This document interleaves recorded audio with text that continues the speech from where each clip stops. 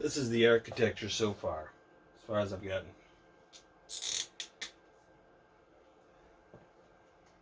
Split the database into ID. I'm not really expecting to get IDs, but should that become a reality in the future, it's ready.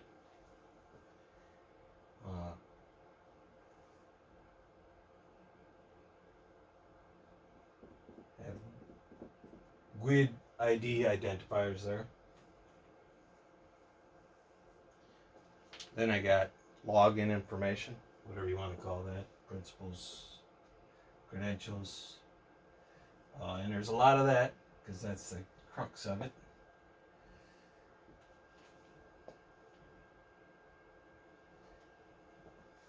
Those have GUIDs for each principal.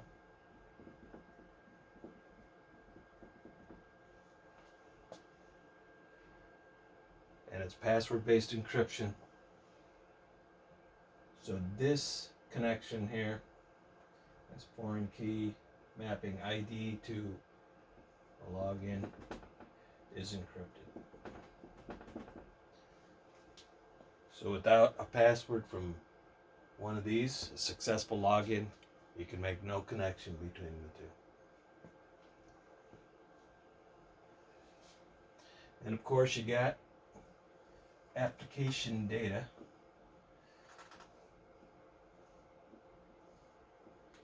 And you will have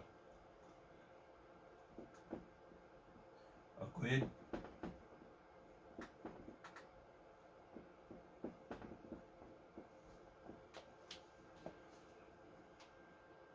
associating any group of data. So basically any login is going to have also data.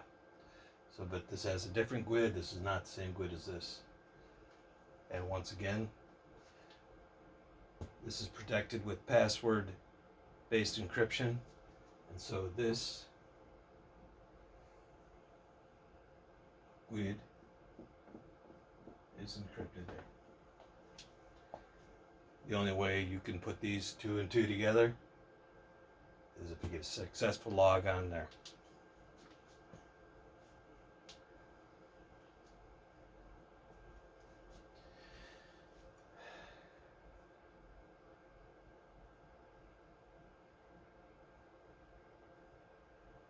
There is a little bit, one more thing I guess I forgot.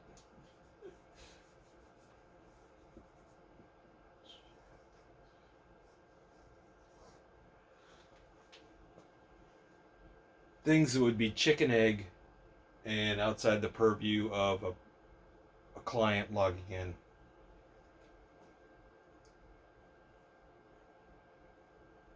Also need to be password-based encrypted.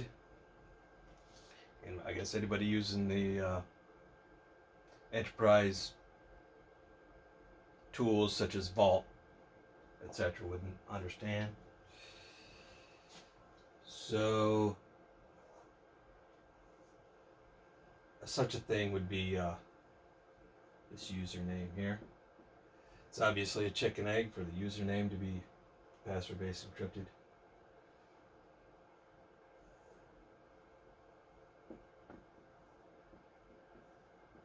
You can use one-way encryption, but then you couldn't recover it. And you can use one-way encryption in order to find this should something get lost.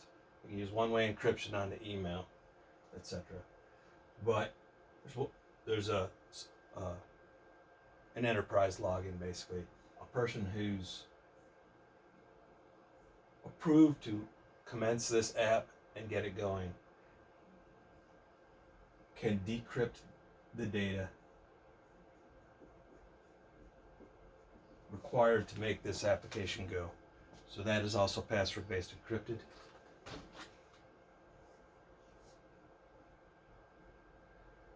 And so you got his login, whatever, and it may very well be in this area also, just a login, but password-based encryption will get you a key here to get operational data.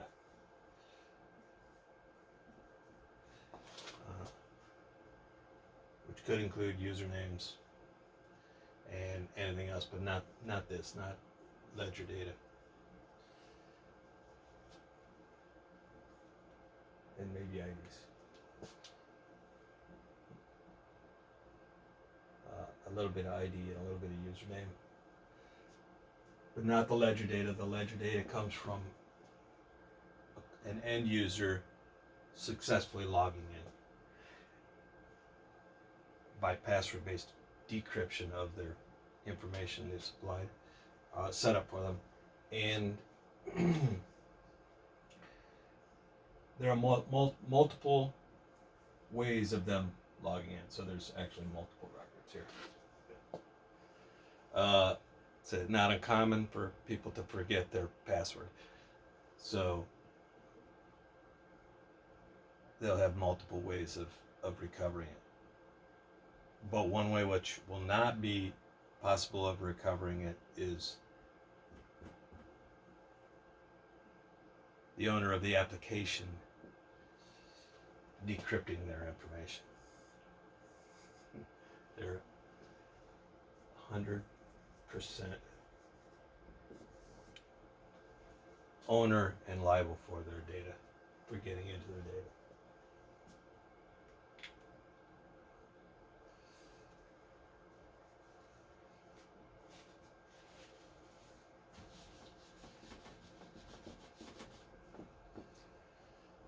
So basically, you got three levels. You got starting the app with the approved app starter, password-based encrypting in to get operational data out.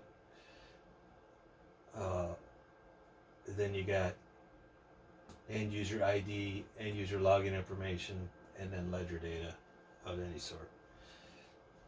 And since it's password-based encryption, you have a key that goes this way, you have a key that goes this way. This will have a lot of encryption, almost as much encryption as is reasonable in the end user data, whatever type that is. This is a framework, not a description of a specific application. But this can be encrypted, and the only impediment to encryption is the bandwidth required to encrypt, decrypt it, and searches. It will cause difficulty with database searches, basically. So that's the data structure.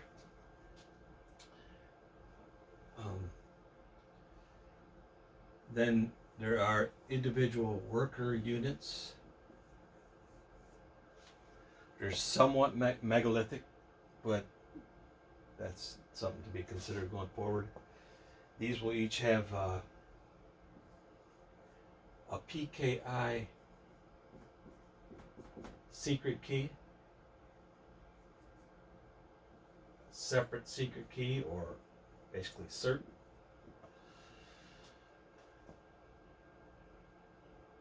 And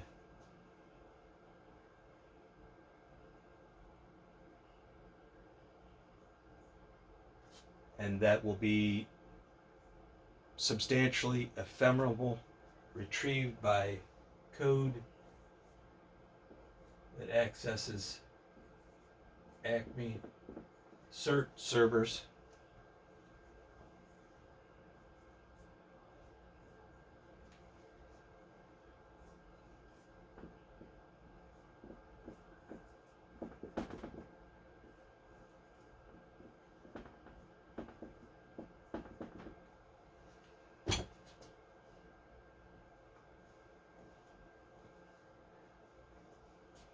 So you got some certificate authority out in the world that will do ACME, and each one of these will access that to get a key to start this code and get everything going. Of course, you'll have this approved enterprise account, have to log in and do password-based encryption to get any data that this needs to run, basically. And if this key were to be saved anywhere, It would be saved with pass-based encryption by the enterprise runner, app runner. So the secret key should be safe within the constraints of the app runner encrypting it with his or her password. Can be kept in the this can be kept in the database, but it will be encrypted with PBE. And when stored there, when the app is started, that person has to literally log into the application to make it go. It won't do anything without this person logging in, retrieving a key from the database by decryption, and then proceeding from there.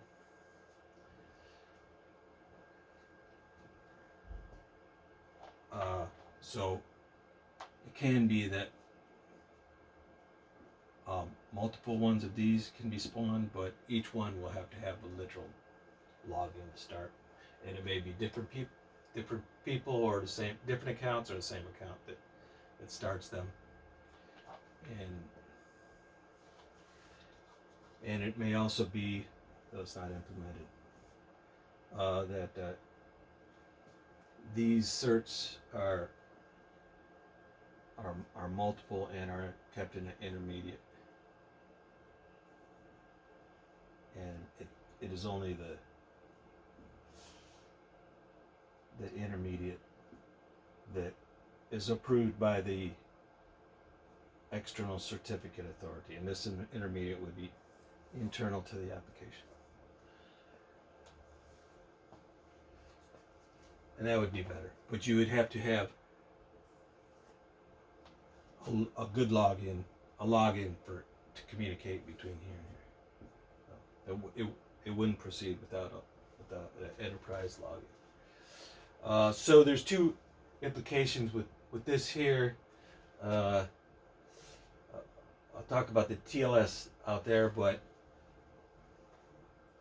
with customer or end user data, etc., going to and fro the database, when it's no longer at rest, it's inside the organization, all the decryption would be done here. So this is garbled from the perspective of anybody who has opportunity to voyeur on the organization's line.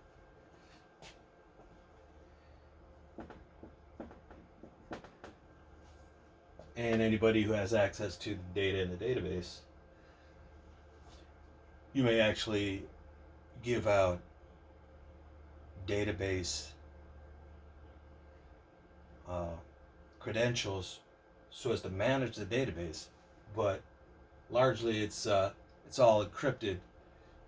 So, and they're dissociated by password-based encryption. So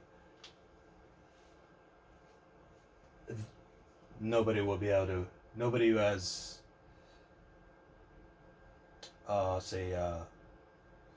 access required to manage it will be able to make heads or tails of it so as to violate least privilege and leverage it for nefarious purposes, basically. Passwords won't be able to be stolen. Account information won't be able to be stolen by an inside job.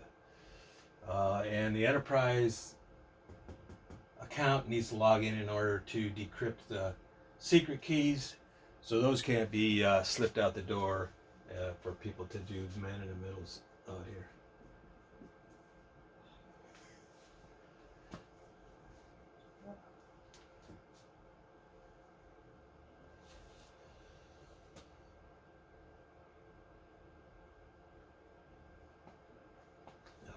So, as theoretically, even if there's malware sitting there running on the machine,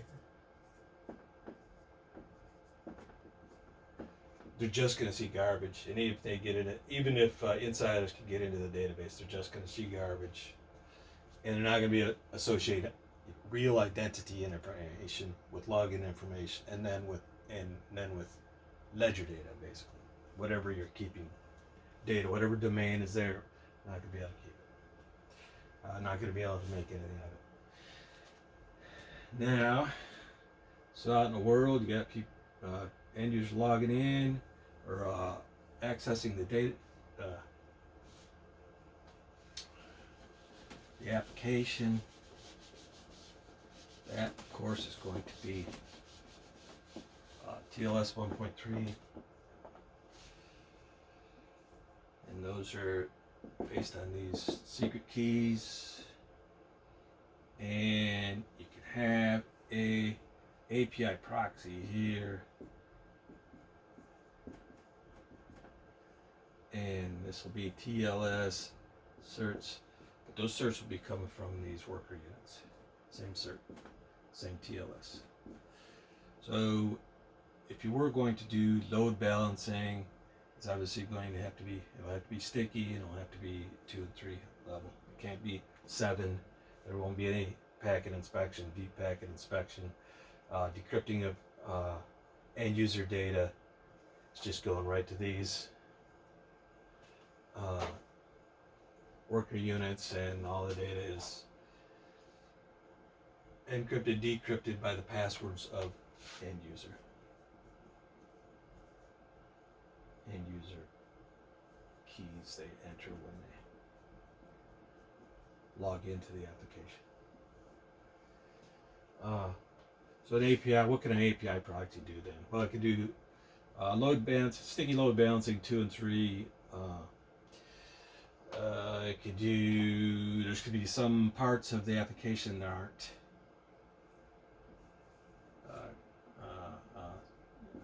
secure, like GIFs for the web page or whatever. Photos that you use to paint a nice picture for the web page. Any kind of content distribution, etc.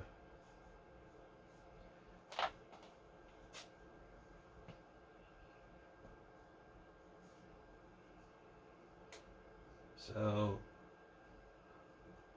the intent of this is to be extremely secure. So it's free from prying eyes inside. It's free from prying eyes of intruders, and of course, it's going to be free from prying eyes out on the network, because you've taken extra steps to use to guard secret keys, and the TLS will be 1.3. Be very, very secure data out on a wire going around the world.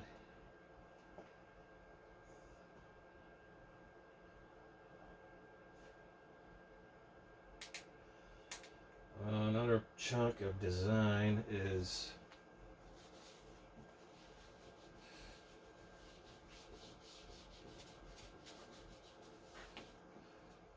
a unit actually included in this, but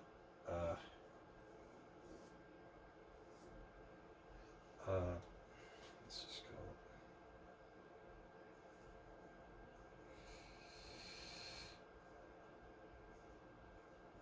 it a JSON store,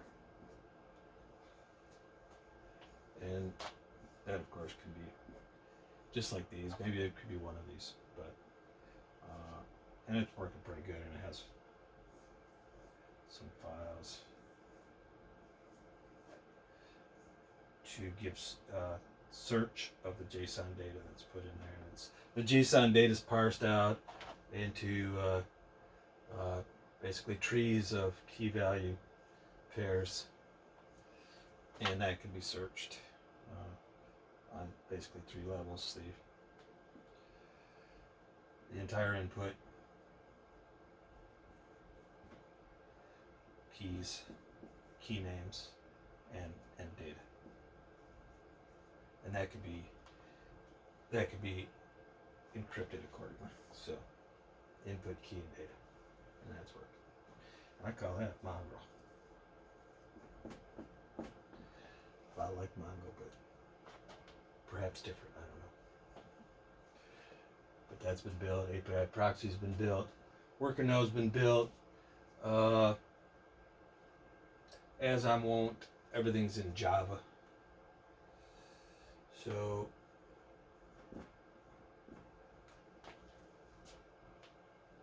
there is a kit of Java JSF like components and a web server that's custom built in Java, and that'll make pages out of components like that you expect, that everyone would expect, like tables and buttons and links and trees out of Java JSF components that were custom written for it. And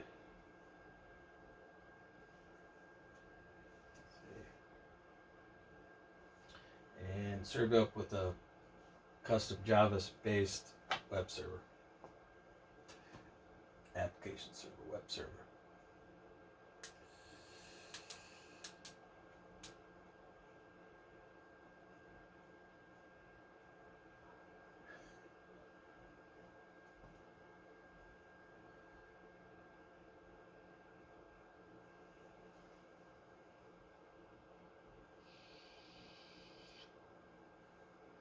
So I guess that's it. That's all I have.